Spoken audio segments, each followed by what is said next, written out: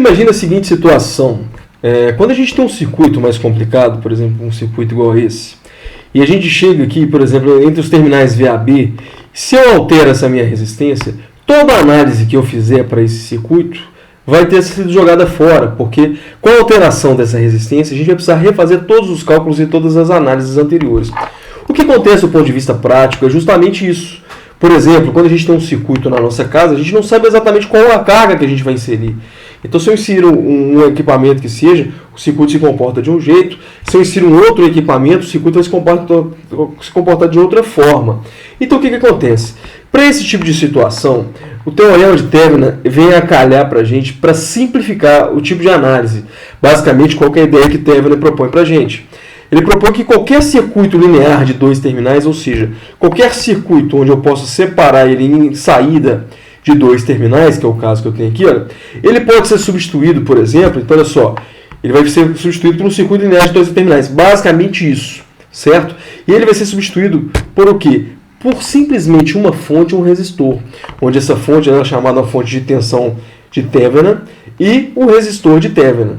E aí o que acontece? Essa análise agora fica muito mais simples, porque se eu alterar essa carga de saída aqui, olha, essa alteração aqui no meu circuito, a análise vai ser bem mais simples, porque eu tenho apenas um resistor e uma fonte, e não um circuito complicado como a gente tinha aqui.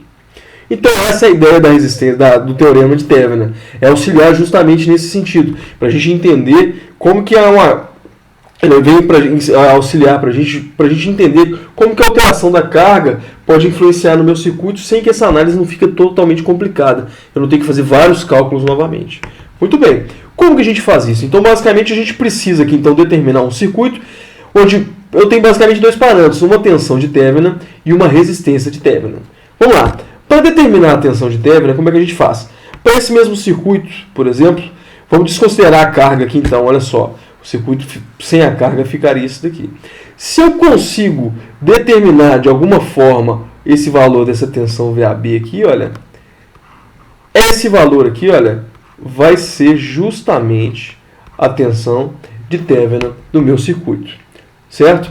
Então, ou seja, eu posso determinar isso daqui numericamente, calculando, ou se for um circuito real, eu posso inclusive fazer a medição desse valor de Thevenin. Muito bem. O segundo passo agora, então, a gente precisa definir, olha, já que uma vez que a gente determinou a tensão, basta a gente determinar a resistência de Thevenin desse circuito. Para o caso desse circuito aqui, olha só, existem duas possibilidades. Quando o circuito não tem fontes dependentes, que é o caso desse circuito, o que a gente precisa fazer? A gente precisa seguir os seguintes passos. O primeiro passo é desligar as fontes independentes. Eu faço assim como no método da superposição. Então, por exemplo, fontes de tensão vão virar curtos-circuitos, fontes de correntes vão virar circuitos abertos. Então, dessa forma, o meu circuito ficaria desse jeito. E a resistência equivalente aqui, olha só, a resistência de Thevenin seria a resistência equivalente do circuito. Então, se eu calcular a resistência equivalente aqui, olha, calculando paralelo, série e tal, simplificando esse circuito aqui e encontrando a resistência equivalente, eu estaria encontrando justamente quem? A resistência de Thevenin desse circuito. Então, ou seja, dessa forma aqui, então, todo esse circuito de cá eu poderia substituir na tensão de Thevenin e na resistência de Thevenin que a gente encontrou aqui, certo? Agora, o segundo caso é o seguinte, quando o circuito tem fontes de tensão dependentes, ou seja, fazendo a adaptação daquele mesmo circuito aqui, olha, imaginemos que essa fonte de cá fosse uma fonte de tensão dependente. Nesse caso, o procedimento muda um pouco. Como que a gente faz aqui, olha só. De novo, primeira situação, a gente desliga as fontes independentes. Então, ou seja, essa fonte independente aqui, olha, vai virar um circuito aberto.